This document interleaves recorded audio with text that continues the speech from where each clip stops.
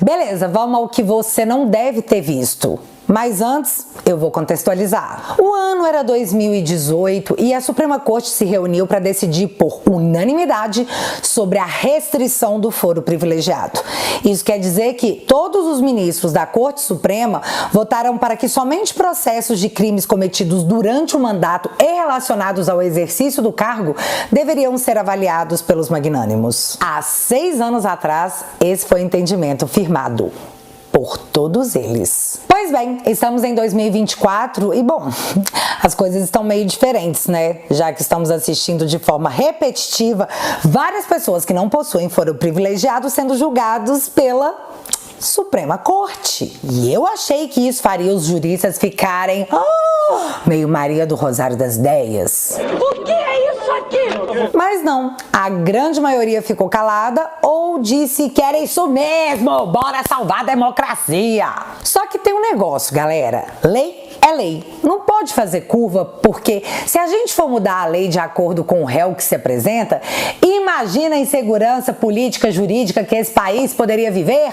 TSE, eu disse poderia viver, eu não disse que vive, pelo amor de Deus, não sou doida, né? Democracia pujante. Uhul! A Suprema Corte já mandou seu entendimento assim antes? Rapidinho? No meio de, sei lá, repercussões midiáticas? Já. Em 2016, por 7 votos a 4, a Suprema Corte decidiu que, se o réu fosse condenado na segunda instância, ele já deveria começar a cumprir a pena. E vocês lembram do sentimento que a impunidade ia acabar, que tava pulando no peito, né? Pois é. 2 anos após essa decisão, em abril de 2018, Lula era preso pela Polícia Federal porque havia sido condenado em segunda instância. Porém, em 2019, ano que Bolsonaro assumiu o cargo de presidente da República, 3 anos após a jurisprudência firmada por 7 a 4, a Suprema Corte se reuniu para discutir o assunto novamente e dessa vez por 6 a 5, eles decidiram que não era para prender após segunda instância, não, só depois do trânsito em julgado, meu filho. E quem gostou dessa decisão foi o Lula, né? Afinal, foi baseado no novo entendimento da Suprema Corte que um juiz mandou soltar o Lula. E assim foi feito. É, eu sei. Pois então, voltando para 2024, Sexta-feira da Paixão. Eu confesso que eu fui surpreendida com a notícia que nossos ministros, mas lindo esse guti-guti dos ministros, estavam votando em plenário virtual, ou seja, sem discussão pública do assunto, em plena Sexta-feira da Paixão, a ampliação do foro privilegiado. O entendimento a ser votado agora é o seguinte: o foro privilegiado deve ser mantido mesmo após a autoridade deixar o cargo. E isso valeria para casos de renúncia, não reeleição, cassação, entre outros. O completo oposto do que foi decidido em 2018. Mas se você ainda não entendeu, eu vou dar um sape para você. A Suprema Corte está decidindo nesse momento por 5 votos favoráveis a que, mesmo depois que a autoridade perca a função pública e assim a prerrogativa de foro, ela continue com seu processo na Suprema Corte. Aí você pode se perguntar: nossa, mas por que isso está acontecendo justo agora? Então, eu vou deixar a Cantanhede falar porque eu tenho medo da democracia no Brasil. Vamos assim, você clara, tá? Daquele jeitão, né?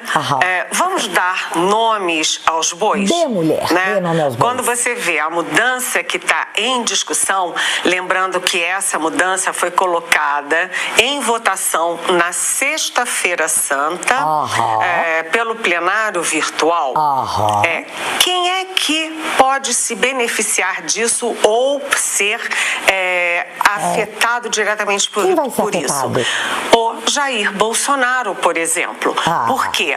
Porque o Jair Bolsonaro foi presidente durante 4 anos, ele tinha o foro privilegiado, mas pela lei que está em vigor desde 2018, qual é a regra de 2018?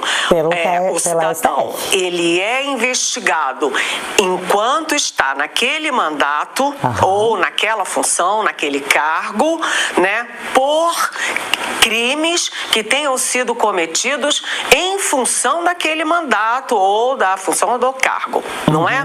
Saiu do cargo porque não foi reeleito, porque concorreu a outro cargo, porque se aposentou, ele perde o foro. O que aconteceu? aconteceu com o Bolsonaro? No dia 31 de dezembro de 2022, ele deixou de ser presidente. Tecnicamente não, ele perde o foro privilegiado. Tecnicamente não, ele perdeu. O que essa mudança, né, que o Gilmar Mendes propôs ao Supremo na Sexta-feira da Paixão faz o seguinte, olha, os inquéritos do Bolsonaro que estão no Supremo estão por quê? Outras pessoas investigadas têm foro. Se uma pessoa naquele inquérito tem foro, carrega todas as outras. Carrega, por exemplo, o Jair Bolsonaro, que tecnicamente não teria mais foro. Tecnicamente ele não tem mulher. A mudança do Gilmar Mendes, proposta pelo Gilmar Mendes e acatada por todos esses outros ministros, né, inclusive o Flávio Dino, etc. O que acontece? O Supremo está se blindando contra ações, recursos, questionamentos da defesa do Bolsonaro, que em determinado momento pode dizer, não, ele agora não tem foro, tem que sair do Supremo, e isso vai virar um imbróglio, uma discussão, aí vai para a imprensa e vira uma espuma enorme. Peraí, deixa eu ver se eu entendi. Segundo a Catanhede, a Suprema Corte está se blindando de recursos da defesa de Bolsonaro, que em determinado momento pode dizer que ele não tem foro privilegiado e o processo tem que sair do Supremo. Mas eu também achei engraçada a hora que ela fala quem pode ser o beneficiado ou afetado por isso. O Jair Bolsonaro, por exemplo. Por exemplo, filha, não conseguiu pensar em mais ninguém? Super discreta você. Votaram pela blindagem do Supremo em continuar julgando Bolsonaro Gilmar Mendes, Zanin, Flávio Dino, Dias Toffoli e Alexandre de Moraes, que mesmo após Barroso pedir vistas, antecipou seu voto. Sim, Barroso pediu vistas porque ele precisa de mais tempo para pensar, vou processar esse negócio. E é isso aí, democracia brasileira. Gostoso demais, né?